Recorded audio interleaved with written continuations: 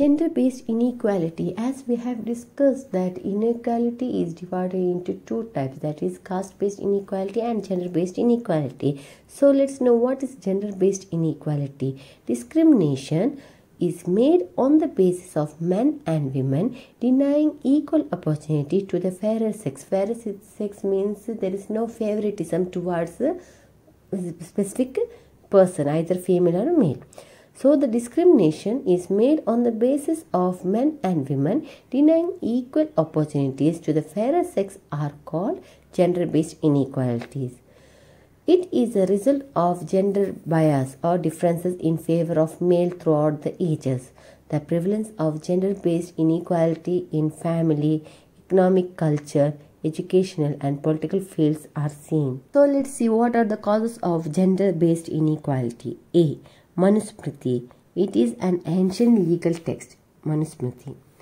So earlier, Hindu society followed Manusmriti, which asserted that women should always be under the guardianship of men at different stages of her life. He wanted her to be within the walls, restraining or controlling her from the happenings of society. B.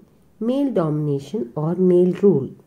The society is based on physical strength of man, where he dominates or rule on female. He does not want that female should take over his responsibility and authority at home as well as in the society. C. Denial of education. Male domination is reflected in the field of education too. Denying education for girls from many centuries made her incapable in many fields. Men occupied major jobs and secured well and dominating position in the entire society. D. Dowry system. The practice of dowry system contributes for inequality of gender. The boy is treated as an asset and the girl is a burden. This attitude also intensifies the discrimination between men and women. E. Inadequate representation. Women constitute 50% of total population. Females are inadequately represented in the field of politics and economics. So, these females are not at all known towards politics and economics. Even though women are as capable as men, they are not allowed in this respective field.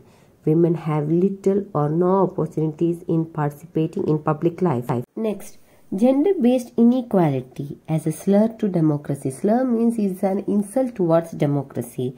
Denial of or refusal of right to equality and dignified life to women is against the basic principles of democracy. When she is not provided education at par or equal with men, what will happen? It leads underrepresentation and participation in a democracy. So, women and men should give equal education. Women become the victim of exploitation by men. It does not facilitate the equal opportunities. Reservation for women as a response. The Constitution of India has specifically stated that reservation is to be provided for women in the field of education, employment and representative body. So let's know what are the provisions or reservation given towards education for women. Educational empowerment of women is required to remove gender-based inequality. Sarva Shiksha Abhiyana was introduced by Indian government in 2001 for universalization of elementary education. Universalization of elementary education means the education should be given to all from the age of 6 years to 14 years, that is from 1st standard to 7th standard. Kasturba Gandhi Balika Vidyalaya scheme. It is a scheme provide for the reservation of 75% for girls from scheduled caste, scheduled tribe and other backward classes and even minority communities. Remaining 25% of reservation goes to girls coming from poor families. Kittur Rani Channamma Residential School are started in Karnataka. Karnataka government has adopted some schemes to encourage girls in the field of education like fee concession up to degree level, provision for scholarship and free supply of bicycles. B. Employment. By reserving certain jobs, women will be economically empowered to lead an independent and dignified life. In state service, 33% of jobs are reserved for women. In banking field, some banks are fully managed by women. Recently, the central government opened Mahila banks in different cities across India. Women have proved their capabilities as teachers, scientists, industrialists, pilots, political leaders and social reformers. Some famous personalities of India are Savitribai Phule, Sarojini Naidu, Vijayalakshmi Pandit, Mother Teresa, Indira Gandhi, V.S. Ramadevi, Shakuntala Devi, Gangabai Honagal, Kalpana Chawla, Kauratul and Haidar, Mahadevi Verma and others. They cannot be described as weaker sex. Time is ripe for gender equality and respect for women. C. Representative bodies. The 73rd and 74th Constitutional Amendments are landmark in political empowerment of women at the grassroots level of democracy. So, the 73rd and 74th Constitutional Amendment are landmark in the political empowerment of women at the grassroots or the basic level of democracy. Article 243D, which we have discussed in caste-based inequality too. So, Article 243D provides 1/3 reservation of seats for women in panchayat bodies. Further, out of the total reserved seat, 1/3 of seats are reserved for scheduled caste and scheduled tribe women.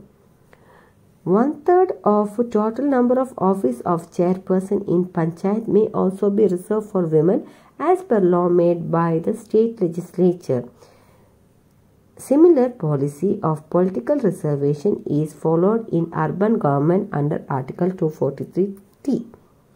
Many state governments, including Karnataka, have increased the reservation of seats to 50% in local governments. So girls, these articles are same towards caste and gender-based inequality. You need to remember Article 243D and 243T. What are the contents are included in these articles?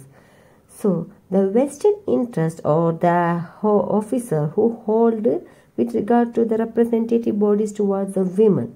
So, the vested interests have been delaying. They were always being delaying the enactment or passing of women reservation bill provided for 33% of reservation in Lok Sabha and State Legislative Assembly. Next, constitutional provisions. To remove inequality on the basis of gender, the Constitution of India has made the provisions as under: number 1, prohibition of state discrimination based on sex, that is Article 15. 2, equality of opportunity in public service, Article 16. 3, right against exploitation, Article 23 and 24. 4, equal pay for equal works, Article 39D. E, protection of dignity of women, Article 51A of E. 6, voting right, Article 236. The central and state governments have appointed Women Commission to safeguard their interests. The National Commission for Women was set up in January 1992. India has also signed the United Nations Convention on Elimination of Discrimination Against Women on 30 July 1980 and later ratified or confirmed or approved it on 9th July 1993.